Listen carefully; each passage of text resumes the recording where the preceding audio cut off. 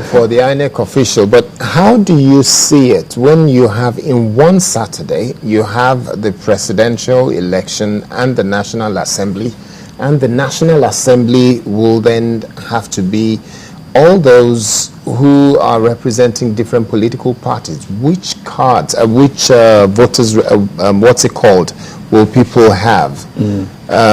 What's it called? The voters card. Is it voters card? What is it that you're going to take from the when you go into the polling booth? Yes. The one that you stamp on. You'll be collecting 2, 3, because you collect one for the presidency and one for the National Assembly. And National Assembly is then going to be Senate and the House of Rep. So you're collecting 3 and voting, stamping 3 at the same time. How do you expect that to play? Ballot paper. Yeah, the ballot paper. That's the word I was looking for. Finally, it got to you. Now, the ballot papers that you're going to have, you have 3 in one go. Isn't that what is likely to happen, or are they going to start? That is why you are coming back to that, my point of staggering them to 3. Because the majority of Nigerian voters are not that sophisticated in education. They don't know these things very well. They will be confused. And if you want to get this right, like INEC is trying their best to do, you must make sure that small errors, technical issues like this will not arise. So you make sure that you give them one ballot paper at a time. If today you are doing with those who will represent you in your state or in Abuja, because these are now representative of the people. Are you getting it? Yes. Those papers will be. Remember that in the one constituency produces those who go to their states and those who go to the Abuja to represent them. So that's why I'm saying that it will be structured along that line. So legislative form will be there. This is your own people. The one will go to your state. The other will go to Abuja, Senate and House of Rep. It will be easier for people to understand. The next day, you come back, your governor is for today. Only one paper. Get your governor in. The next day, it is your president. You get it? So this confusion of numerous ballot papers and numerous ballot boxes may create confusion. Certainly. So definitely, so INEC should look at that part. And do we have to have the elections at weekends? Well, I don't even think the weekend issue, if the government has power to declare public holidays on any day. But must we have public holiday because we are going to vote? It doesn't happen no, other times, does yeah, it? but it doesn't. No, we have a challenge if we don't have to stop people activities. You know, voters apathy, political participation issues.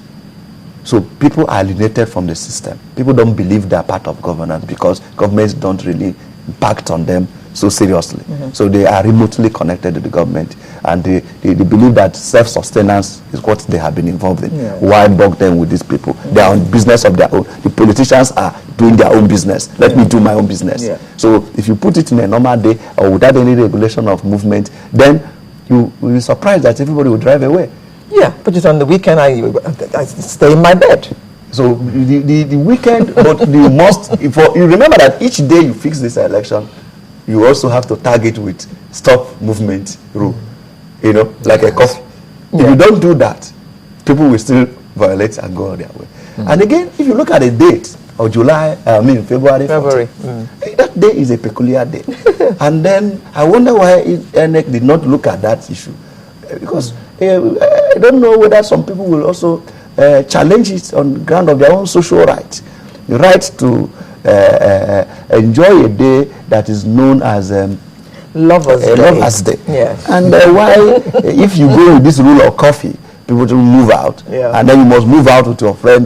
It's not a domestic affair. So if you are doing a Lovers' Day, you must hang out, you must, take your family out and take your friends out. So this day is now being quarreled with Nigeria. So you're not implying it's a sacrilege, is it? It's not. But I'm like, is there no day else You know, these things can still be achieved within that framework. Yes. It can still be achieved. The last election we had was the Anambra election.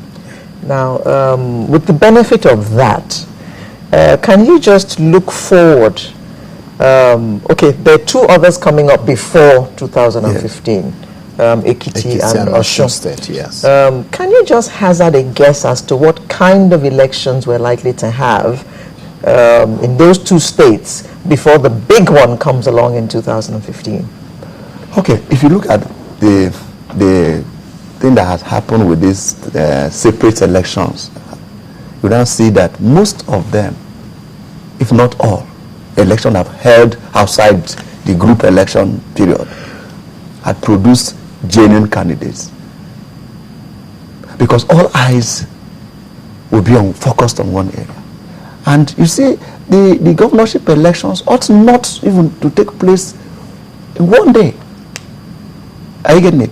But all the states, everybody going, you may be interested in your home state, whereas you're also interested in your resident state. Okay.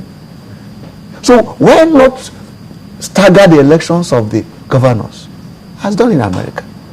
In other jurisdictions. When you say stagger it, yes, as in have some on specific, not all on same day. Not all the governors. Yes, because those ones that are produced by election petitions, separate days that are, you saw that people really campaign properly. People really get all eyes on them.